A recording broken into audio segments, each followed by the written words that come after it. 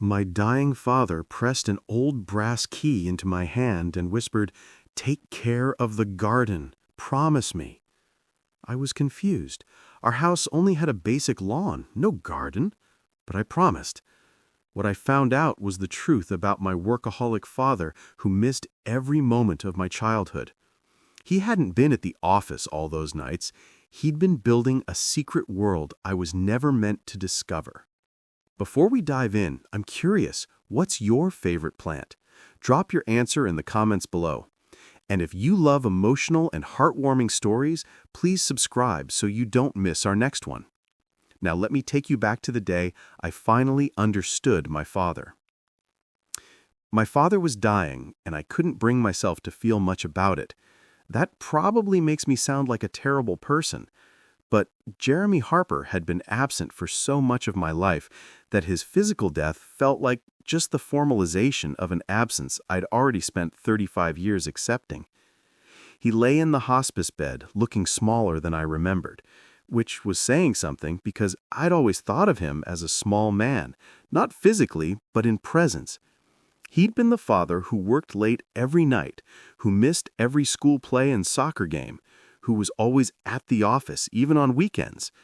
The father whose greatest gift to me had been reliable child support checks and a roof over my head, but never his time, never his attention, never his love. "Thomas," he said, his voice weak from the heart failure that was slowly shutting down his body, "come closer."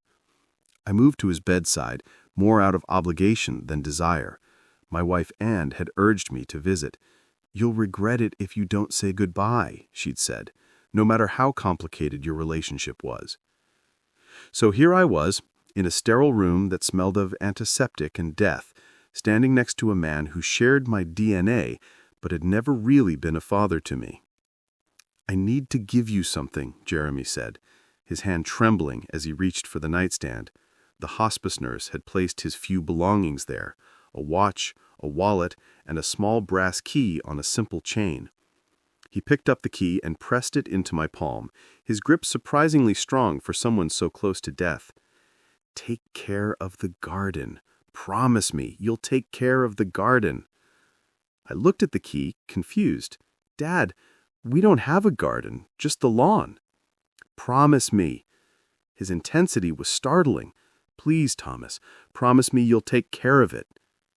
"I promise," I said, because what else do you say to a dying man? He relaxed then, sinking back into his pillows. "There's a note and my wallet. The address." "What address?" But he'd closed his eyes, exhausted from even that brief conversation. The nurse touched my arm gently. "He needs to rest now. You should come back tomorrow." I left the hospice with the brass key heavy in my pocket, feeling nothing but a vague irritation. Even dying, my father was being cryptic and difficult. Jeremy Harper died 2 days later, alone in that hospice room at 3 a.m. I wasn't there.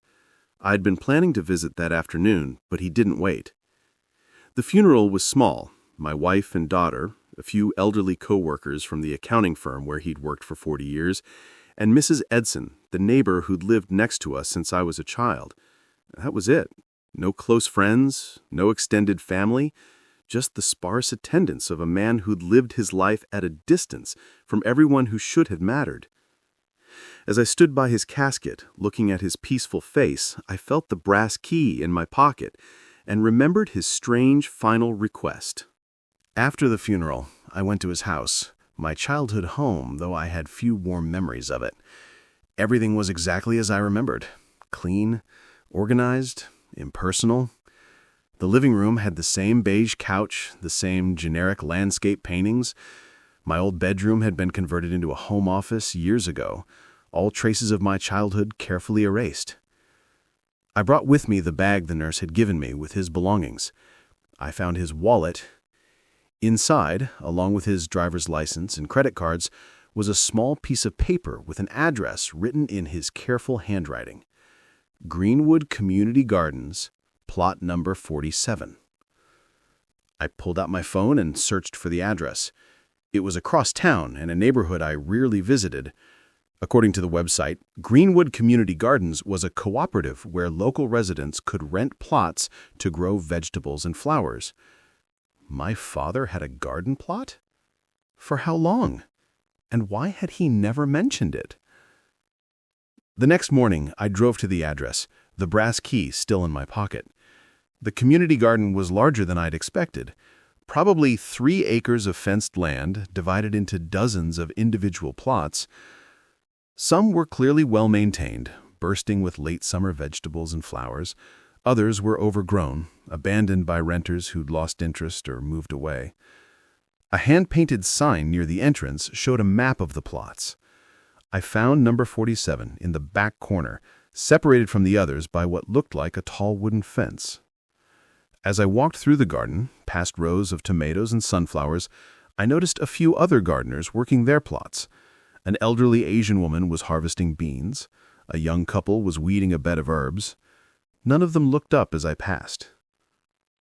Plot number 47 was surrounded by a fence at least 7 feet tall, made of weathered cedar planks that had turned silver gray with age. There was a gate in the fence, and on the gate was a brass lock that looked like it would match the key in my pocket. My hands were shaking as I inserted the key. It turned smoothly, and the gate swung open. What I saw took my breath away. Behind that fence was a world I never knew existed.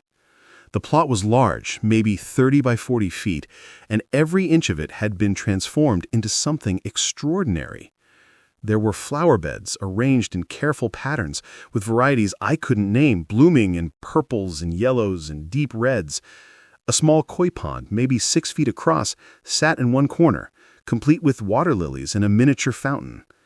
Hand-carved wooden benches were placed throughout the space, positioned to catch different angles of sunlight throughout the day. But it was more than just beautiful. It was deeply personal. Wind chimes hung from a pergola covered in climbing roses. Stone pathways wound through the beds, each stone carved with a date or a word. Hope, remember, love. A small tool shed in the back corner had been painted a cheerful blue with window boxes full of herbs. This wasn't just a garden. This was a sanctuary, a work of art, a place that someone had loved and tended for years. Decades even, judging by the mature size of some of the plants. My father had built this. My distant, workaholic father, who claimed to have no hobbies and no interests outside of his job, had created this secret world of beauty and care. I walked slowly through the space, touching things gently, afraid I might break something or wake up from what felt like a dream. On one of the benches was a weathered journal, protected from the elements by a plastic cover. I picked it up and opened to the first page. The handwriting was my father's, neat, precise, careful. August 15, 1984. I came here for the first time today. Thomas is 2 years old. Catherine has been gone for 3 months. I don't know how to live in a world where she doesn't exist. I don't know how to be a father without her. I don't know how to breathe without her. So I came here, to this empty plot of dirt, and I started digging. Maybe if I can make something grow, I can figure out how to keep growing myself. My mother. He was writing about my mother, Catherine, who had died when I was 2 years old. I had no memories of her, just a few photographs and the stories other people had told me. A brain aneurysm, sudden and devastating. One moment she was putting me down for a nap, the next moment she was gone. I'd always known, intellectually, that my father had lost his wife when I was a toddler. But we'd never talked about her, never shared grief. I'd grown up assuming he'd moved on, that he'd simply focused on work and raising me with a kind of efficient detachment. I kept reading, flipping through pages randomly, watching my father's life unfold in handwritten entries. September 3rd, 1984. Thomas started preschool today. Catherine would have wanted to walk him to his classroom, would have cried and taken 1,000 pictures. I dropped him off and went straight to work. I couldn't cry in front of him.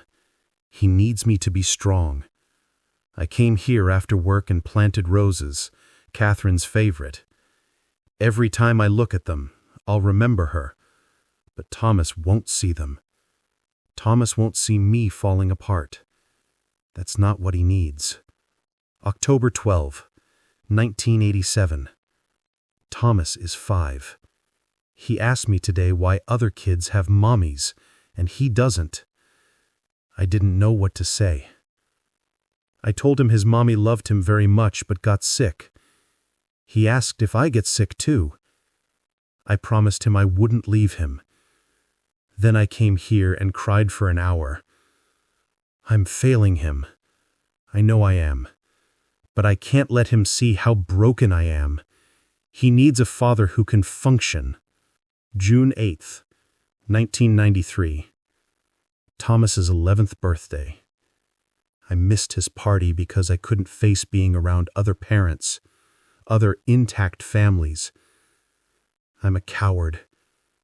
I know what I'm doing to him.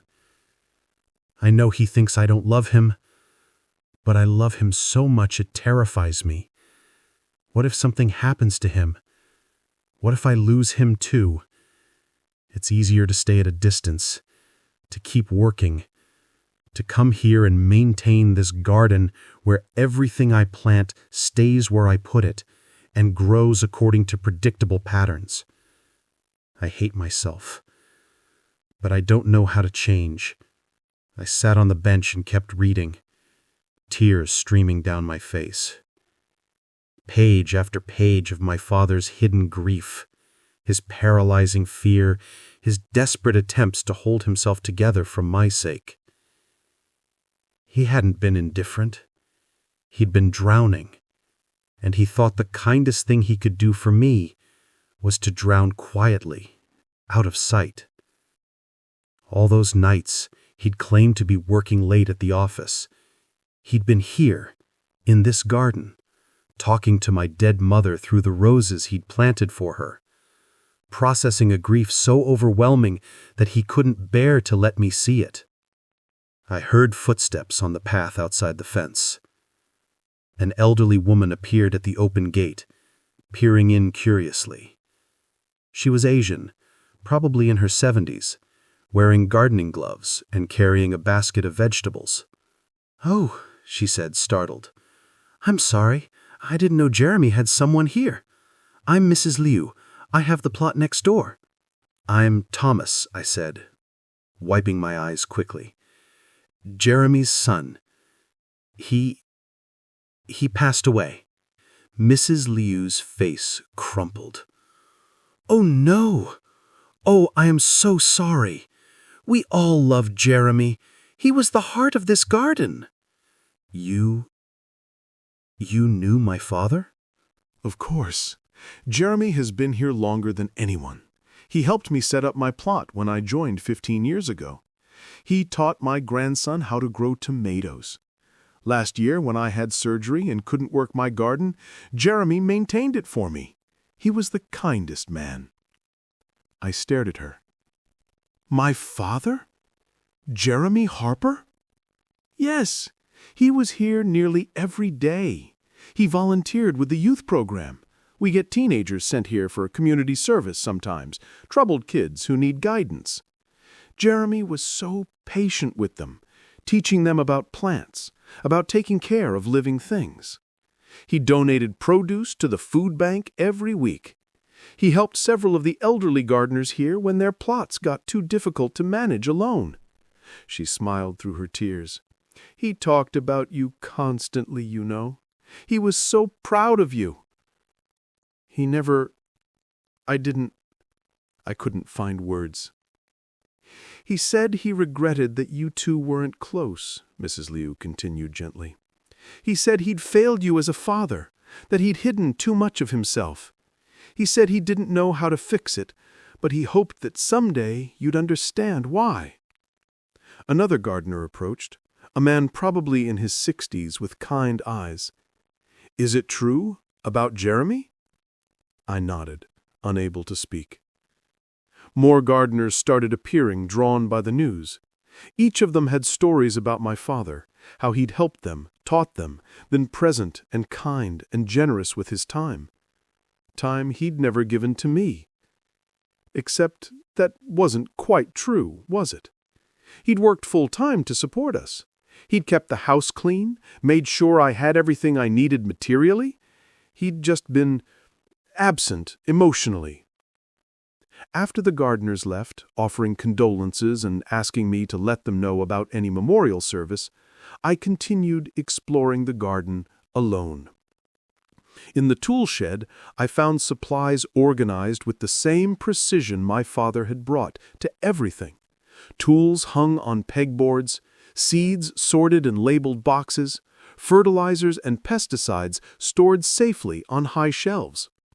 And in the back corner, in a waterproof plastic container, I found a box. Inside were letters, hundreds of them, all addressed to me in my father's handwriting, all sealed but never sent. With shaking hands, I opened the first one. It was dated on my 8th birthday. Dear Thomas, you're 8 years old today. I came here to your mother's garden and planted 8 sunflowers, one for each year of your beautiful life. You got a bicycle today. I saw you riding it when I came home. You looked so happy, so free.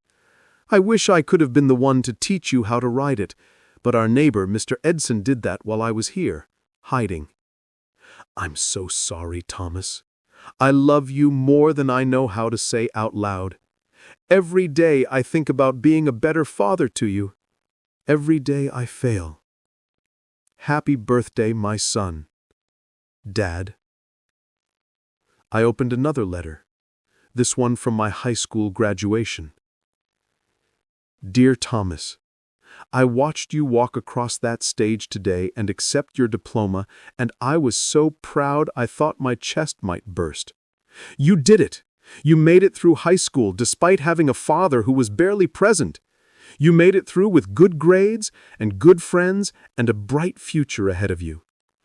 I wanted to take you to dinner to celebrate, but I couldn't. I couldn't sit across from you and see in your eyes how much you resent me, how much you've learned to expect nothing from me. It hurts too much. So I came here instead. I planted a tree for you, an oak tree that will grow strong and tall, just like you have. I'm sorry I've been such a disappointment to you. I'm sorry, but I think protecting you from my pain is more important than letting you see me as a real person. You're going to do great things, Thomas. You already are. I love you. I'm sorry I never learned how to show it. Dad. There were letters for every birthday, every milestone, every moment he'd missed. Letters explaining why he wasn't there, apologizing, expressing love he couldn't say to my face. To be fair, I'd been raised well. I'd never gone hungry, never lacked for anything material. But that was largely thanks to my grandmother, Norma, my father's mother, who'd moved in with us after my mother died. She was the one who'd made my lunches, attended my school plays, and sat with me when I had nightmares. Grandma Norma had died when I was 17, right before I left for college. I remember her final words to me about my father. He loves you more than you know, Tommy. He just doesn't know how to show it. Be patient with him. I hadn't been patient. I'd been angry that even my grandmother's death hadn't brought my father out of his shell, hadn't made him suddenly present and emotional. The funeral had been the same as everything else.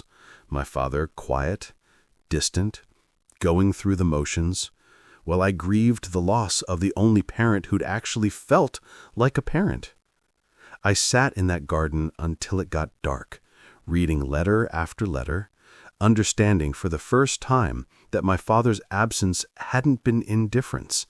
It had been broken grief he didn't know how to share. Fear of being vulnerable, and a deeply mistaken belief that being strong meant suffering alone. He'd loved me. He'd loved me so much that he'd hidden his pain for 33 years so I wouldn't have to carry it with me. It was wrong. It had damaged me. It had damaged both of us. But it had come from love. Over the following weeks, I returned to the garden every day. I read every letter. I read every journal entry. I learned about my mother through my father's words, her laugh, her kindness, her dreams for me. I learned about my father's grief, his regrets, his desperate attempts to be the father he thought I needed rather than the father he actually was. And slowly, surrounded by the beauty he'd created in his hidden sanctuary, I began to understand and, eventually, to forgive. I started maintaining the garden, learning as I went. Mrs. Liu showed me which plants needed water, which needed deadheading, which were starting to go dormant for winter. The other gardeners welcomed me, shared stories about my father, helped me understand the community he'd been part of all those years. One Saturday afternoon, I brought my daughter Leela, my father's granddaughter, who'd only met him a handful of times before he died. "Grandpa made this?" she asked, looking around in wonder. She was 6 years old, full of energy and questions. "He did. He worked on it for a very long time." "Why didn't he show us?" It was the same question I'd been asking myself. "Because he was sad, honey. And sometimes when adults are sad, they don't know how to share it. They think they have to be strong and hide their sadness. But that's not always the right choice." "Were you sad when Grandpa died?" I thought about that. I am now. I wasn't at first, because I didn't really know him.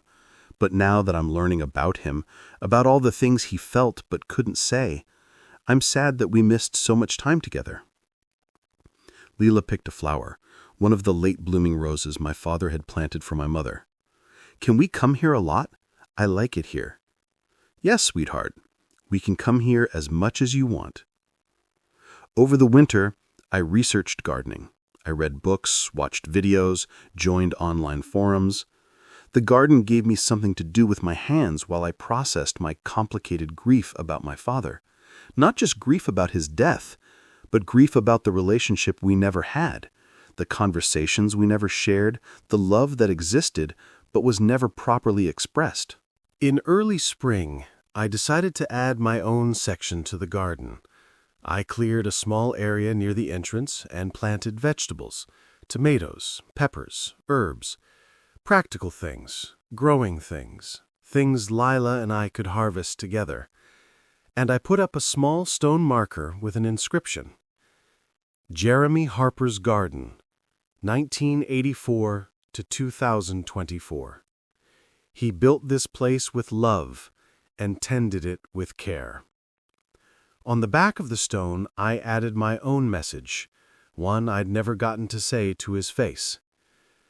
"Dad, I understand now. I wish you'd let me see you broken. I wish you'd known it was okay to not be strong all the time.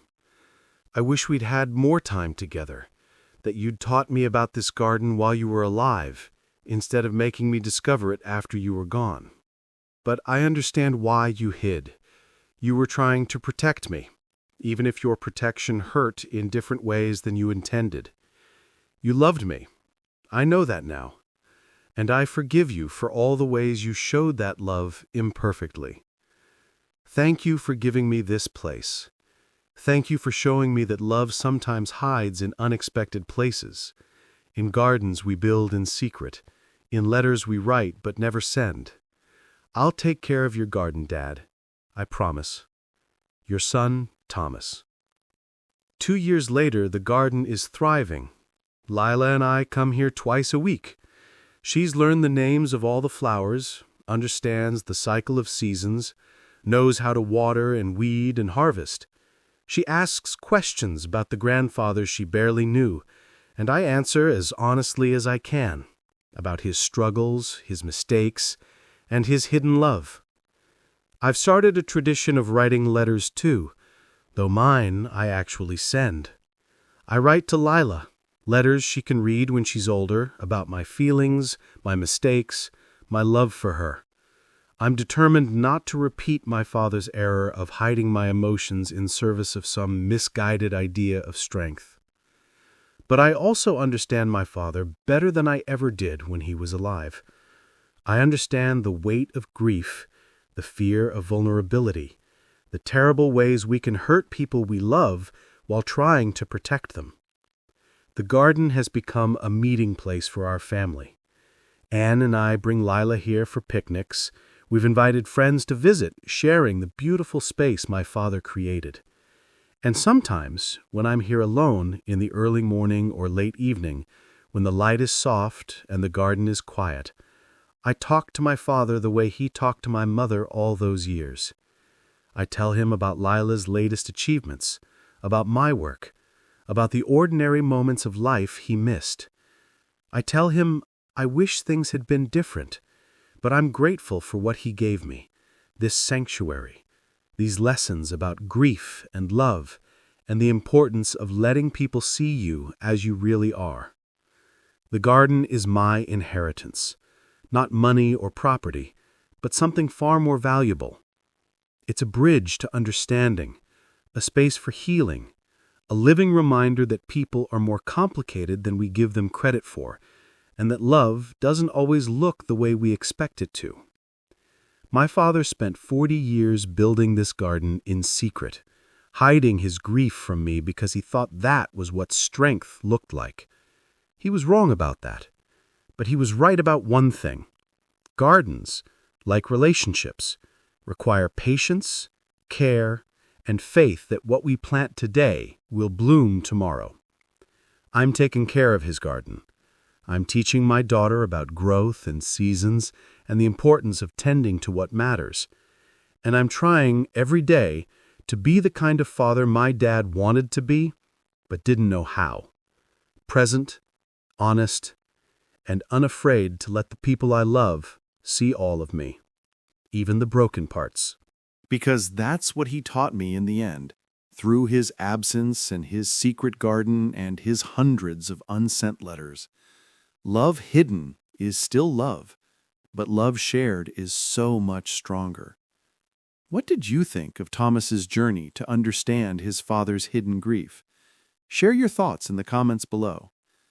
If this story about complicated fathers, hidden love, and the gardens we tend in secret touched your heart, please hit that like button and subscribe for more meaningful stories every day. Don't forget to click the notification bell so you never miss our next thought-provoking tale. Thanks for watching, and we'll see you in the next one.